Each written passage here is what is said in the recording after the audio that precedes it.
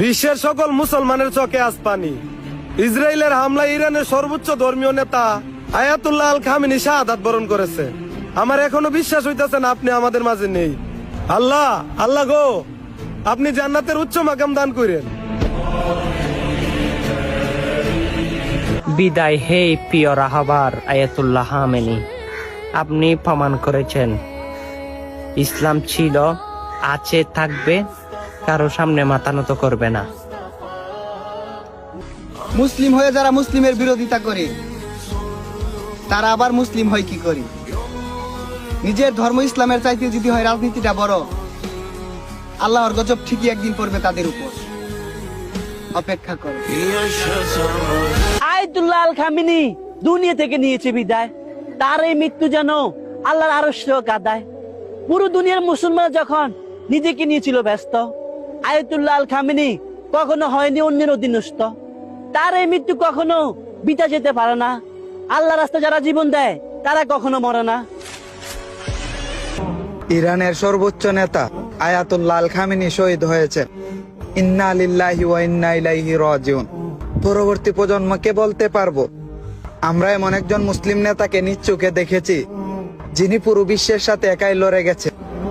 হে আল্লাহ, ওনাকে জান্নাতের উচ্চ মাকাম জান্নাতুল ফেরদাউস নসিব করেন। ইরানের প্রেসিডেন্ট আয়াতুল্লাহ খামেনি শহীদ হয়েছেন।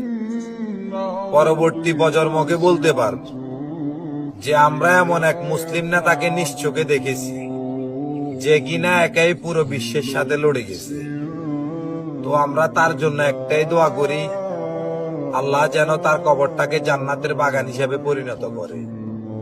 আমরা সকলেই বলি আমিন।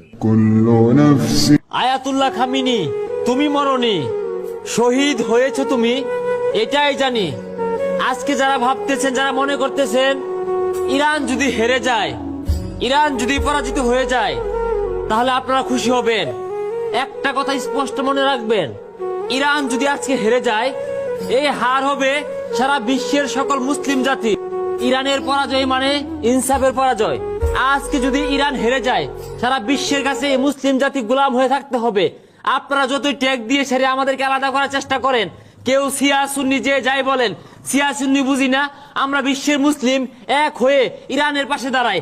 আজকে যারা দালালি করছেন, আজকে যারা পশ্চিমা ইহুদের কাছে দালালি করছেন, তাদের পাঁচটা গোলাম হয়ে গিয়েছেন। আরব আমিরাতের যে দেশগুলো ইরানের বিরুদ্ধে যে সেরে আপনারা পশ্চিমা ইহুদিদেরকে সাহায্য করছেন। একটা কথা স্পষ্ট মনে রাখবেন, আপনার ভাই আপনার কাছে খারাপ হতে পারে, তাই বলে আপনার ভাইকে মারার জন্য বহিরাগত শত্রুদেরকে